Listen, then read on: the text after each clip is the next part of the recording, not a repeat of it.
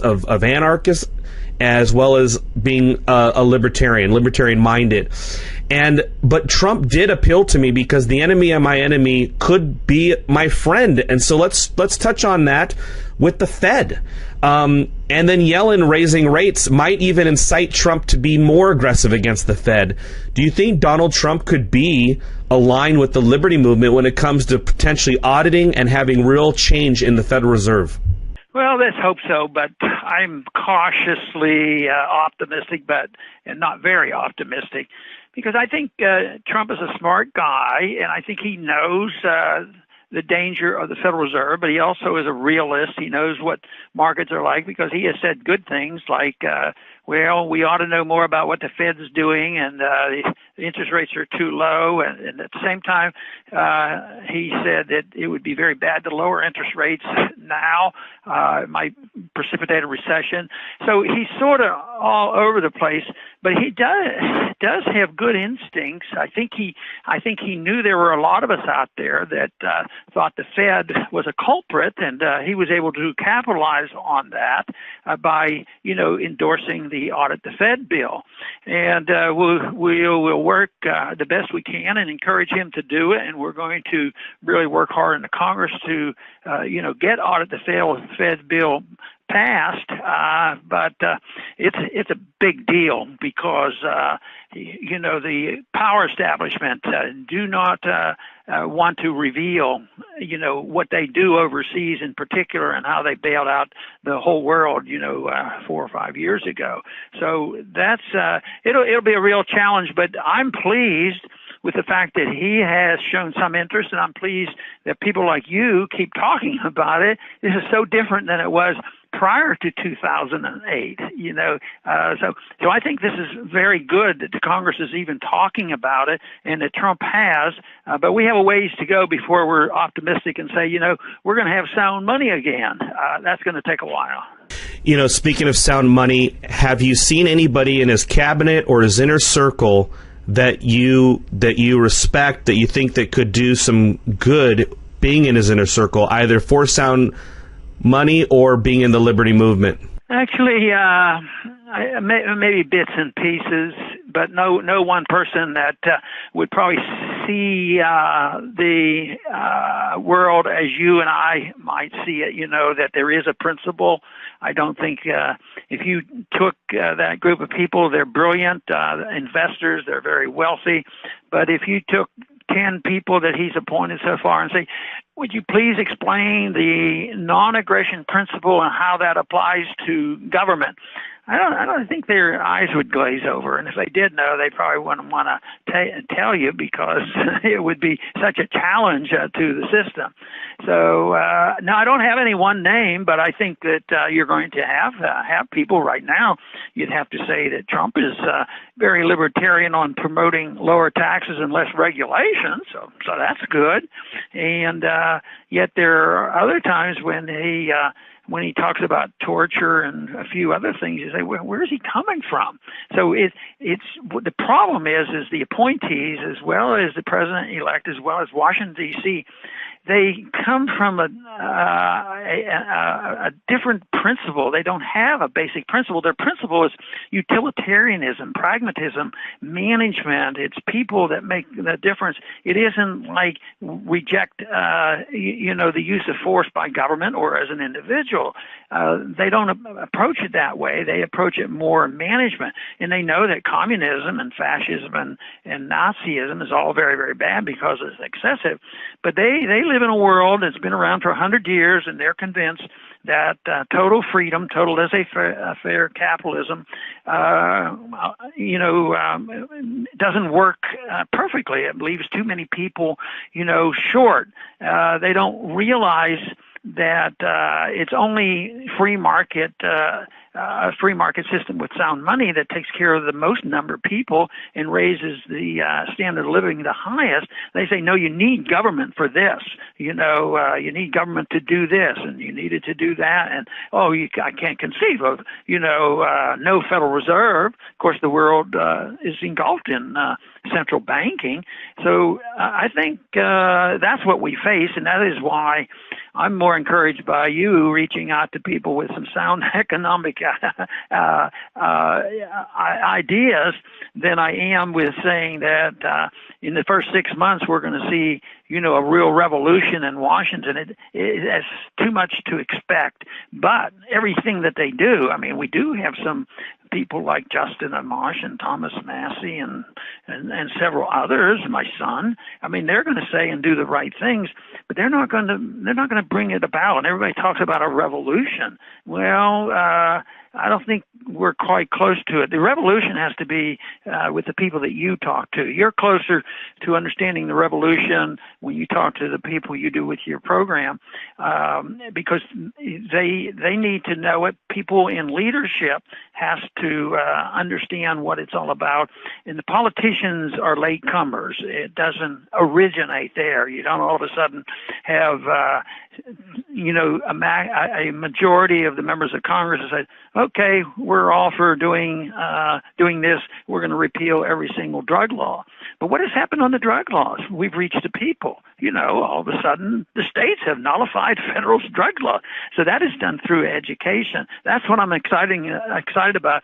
But I don't have a whole lot of hope that the Washington, D.C. is going to change significantly. I think there's still going to be a lot of power in the next administration and a lot of pretense that they just need better managers. No, we need less managers. We need the people to manage their own affairs, spend their own money, and run their own lives and mind our business and not tell other countries what to do. That's what we need. We don't need better managers, and we don't need any more tinkering with tariffs and things like that. Congressman, when you were in Congress, was it like what Donald Trump had described the politicians for the most part? Are they sticking with ideology, party, or are they just doing what their donors tell them to do? Well, it's mostly partisanship, and they stick, and then the partisanship is usually not very principled, because you get a Hillary Clinton who should know what progressivism is, and some parts of progressivism is good because they're better on civil liberties and they don't like as many wars. Now, Sanders, was better on that, but everybody just think how strong the Democratic Party was to excluding the Sanders supporters and supporting Clinton, who was a neocon. So yes, the everything's up for sale, and it's both parties. And from the very beginning, when the race started, I said the two parties aren't different; they're all the same, and nothing really ever changes. And I thought, well, as time went on, I thought, well, this has to be different. Just listen to Trump, and go after Hillary. We're going to put her in jail and all that. Guess who shows up to the inauguration? Bill and Hillary Clinton. And that to me sort of said, well, I better go back to my original assessment. Nothing ever really changes, because overall policy, they're not, the new administration is not going to get rid of food stamps, or say that we should be out of the housing business, or we really should, reduce the amount of government medical care or the government involved in education. It's not going to happen. We just have to hope they get little things, emphasize the positive things, and get more people to understand what we're talking about, because this thing's going to come apart. And the only thing I think that counts is, where will the people be? Will they follow a leader who wants to, be a dictator, or are they going to follow the principles of what were laid down in our Constitution and by the founders? And there's a big, big difference. And that, of course, is where I'm optimistic, because I think we're reaching more people than ever before. I think the liberty movement is alive and well, but I don't want to expect people to think, well, how many are in Congress? Well, several, but that's secondary to what's happening in the country. I was started in this in politics in the early 70s, and nobody even knew the word libertarian. 72 was the first time there was a libertarian candidate. So it's all massively growing. Hardly any talk of true liberty from the 30s up to the 70s. But by that time, we started having more and more organizations, like the Mises Institute and Independent Institute. There's many of these institutions now that are talking about the right thing, and we can't even measure them. I mean, you have a large number of people that listen to you, and but what we need are more people like you, reaching more and more people, and there's so many out there I can't keep track of them, and that's wonderful. That we don't even know who's doing what, but it's out there. The internet helps us, and it's just miraculous us getting information out, and yet we have to worry about how the government's going to crack down on our internet programming, which they're capable of doing.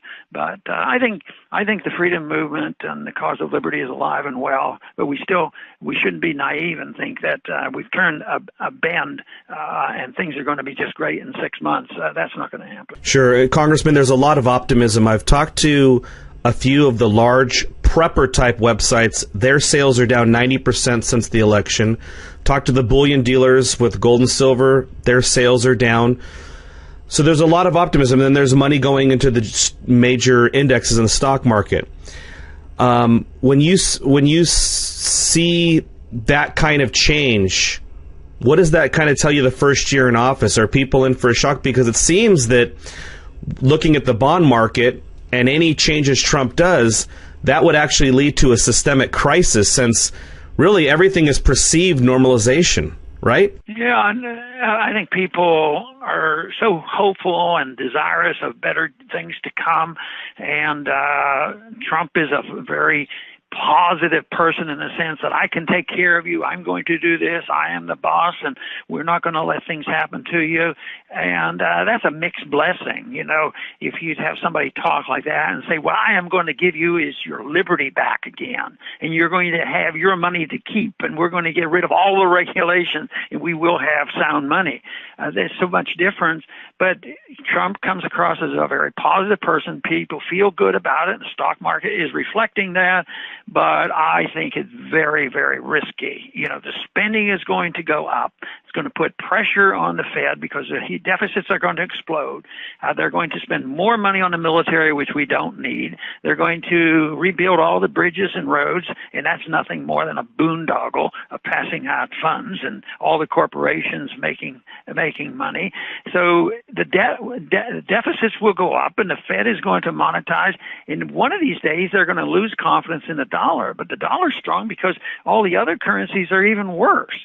And the telltale sign for the dollar is not so much will the pound and the yen destroy the value of the dollar. It's going to be when will what they are doing destroy the purchasing power of our money. And it's already going on. They don't admit it. They say they're praying for and working for 2% inflation rate, and everything's going to be okay. That's insanity. First, that's immoral and wrong, and it shouldn't have benefited anybody to argue the case for 2% inflation rate. It's already much higher than that, especially the people that are living, on a low income. Their inflation rate, if they have to buy, get repairs and pay for medical care or books or something like that, the inflation rate is much, much higher. So I think people have been deceived into thinking the markets are way over optimistic, and I'm talking about the stock market. Actually last year gold was not so bad. It was up 8 or 9%. There were worse investments last year. For emergencies, I keep a CD around, but my CD didn't do as well as gold did. I mean, gold was much better, and it was sort of a recovery year because several years it's been down. But I think we're moving into an age right now with gold. I've witnessed and been very much involved in gold going from $35 to $800. Think of the percentage increase. Of course, it corrected back down to $300. Then it went from $300 up to 1,800, and then it corrects and goes back down to 10, 1,100. But I think right now, after this several years of drifting downward, and with last year perking up, I think anybody that's selling gold now would be foolish, because they're going to print money. Matter of fact, they don't even have to print money. The money has already been printed. It's sitting there. It's sitting there in the reserves, and it's starting to move out, and people will start spending that money, and I think you're going to see big-time price inflation, which is quite a bit different than the definition of inflation, because inflation should be limited to increase in the supply of money, and governments always want you to think inflation is when prices go up, because they don't want you to look at the Federal Reserve and their responsibility for creating the conditions that we don't like. What is gold's role, in your opinion, in the world? And do you think the Federal Reserve actively looks at its price? I definitely think they do, and the markets decided that gold was important for 6,000 years, and they've also decided that paper never worked. But if you wonder about it, I was in Congress in 1979 during my first tour in Washington, and that's when gold was up $700-800, and interest rates are 15%, and it just happened that I had a special breakfast with Paul Volcker, and I had one staffer with me, and we went in. It was a private breakfast, which was a little bit unusual, but I was pleased to be able to do it. So we walked in, and Volcker's chief of staff, he was there, and he met, and we were gabbing, and then in walked Volcker. And so I thought the first thing he would do is, come over and shake hands and say good morning. He wasn't impolite, but he would immediately went to his staffer and says, "What's the price of gold?" So yes, they do watch it, and they do rig it. And if look at how they rigged gold artificially at $35 an ounce, pretending that the dollar was as sound as gold. And then finally that broke loose in 1971. So yes, they cannot control it forever, but if they can keep it down and let gold go up more gradually, they have more control of the market. So I think they're right now do it differently than just selling the bullion like they did in the 60s and early 70s. I think now they're probably very much involved in the gold market in futures and getting people to dump gold. I mean, that's why they don't want a Federal Reserve audit, is because they can create credit out of thin air, and their friends overseas and the banks, they can provide dollar credit, and tell them to go out and, buy gold and sell gold and manipulate it. Right now we have $52 trillion worth of dollar-denominated debt in the world, and it all depends on people having confidence in the dollar. Well, if this confidence that we have today lasts for another 10, well, if you say, well, it's going to last another 50 years, well, that means that we can live for free. All we have to do is print money. But there is a limit, and nobody knows when it comes. It's a subjective thing. People finally lose confidence. But it's also very wise to look at the facts, and the facts are that in the past, when you print too much paper against a hard asset, you can't maintain it. The hard assets go up and demands more of the paper money. And I think we're very, very close to some major event that's going to really drive up the price of gold. I also think that we see a lot of articles now about evidence that they've rigged the silver market, and people made profits there. And silver is dirt cheap, but I strongly believe silver is money, and it's just about as strong evidence it's money as gold is. And I think there's going to be a day when people are going to be very happy if they have a few gold coins in their house. The purest silver producer in the world just announced a few days ago that they're looking into joining in on that class action lawsuit against Deutsche Bank. And I also know that the Swiss central bank sold their gold, but they have a $1 billion gold portfolio in the mining stocks now. I want to ask you one more question, Congressman Paul. Alan Greenspan has become somewhat of a gold bug libertarian since he got out. Have you had any run-ins with him? Have you talked to him? No, I tried to get him on my Liberty Report program, and he declined. I think he is in his 90s.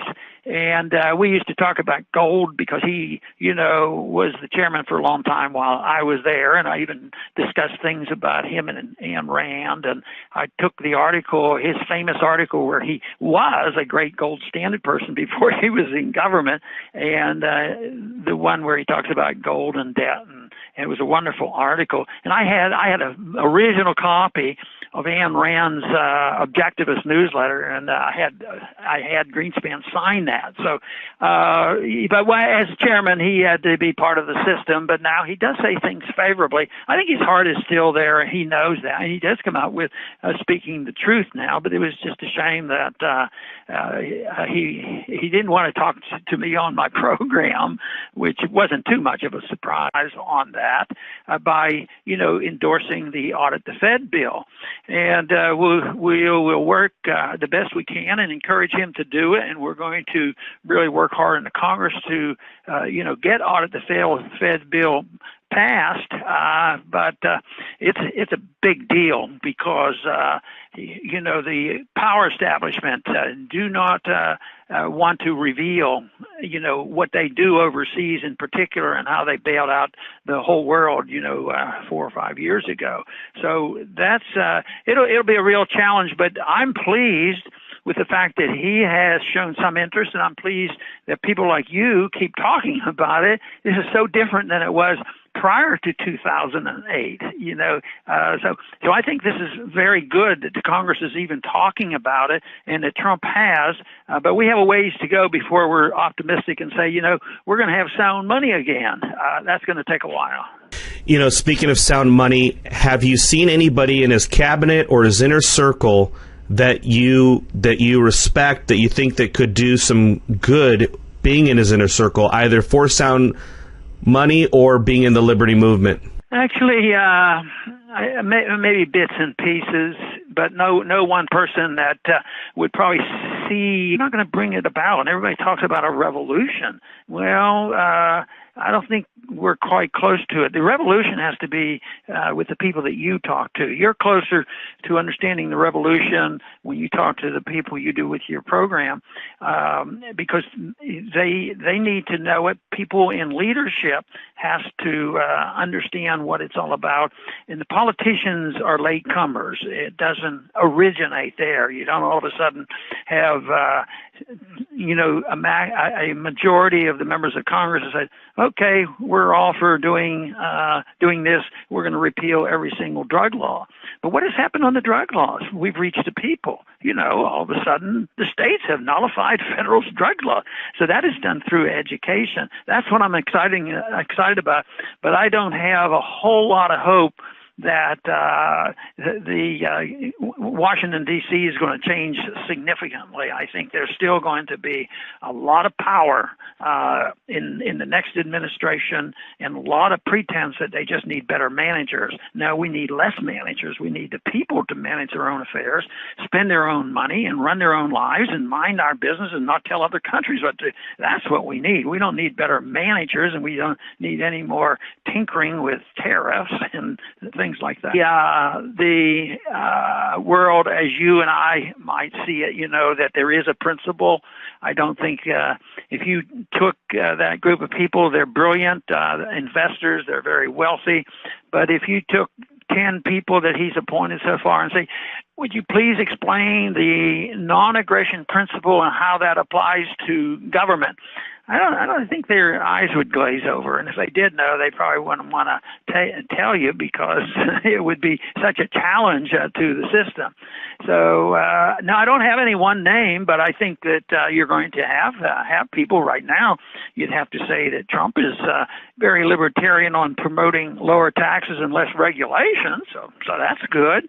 And yet there are other times when he talks about torture and a few other things, you say, well, where is he coming from?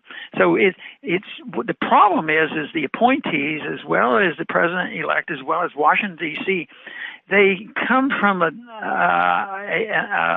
different principle. They don't have a basic principle. Their principle is utilitarianism, pragmatism, management. It's people that make the difference. It isn't like reject, the use of force by government or as an individual.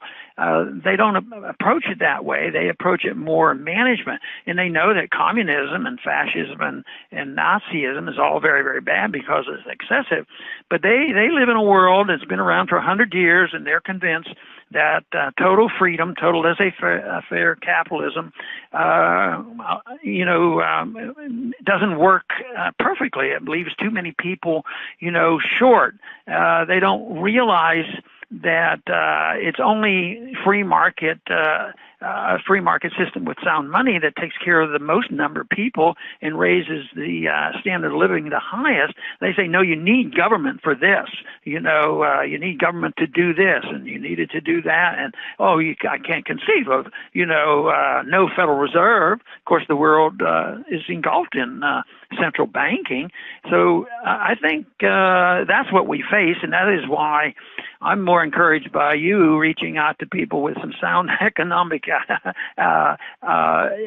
ideas than I am with saying that in the first 6 months we're going to see, a real revolution in Washington. It's too much to expect. But everything that they do, we do have some people like Justin Amash and Thomas Massey and several others, my son. They're going to say and do the right things, but they're not going to.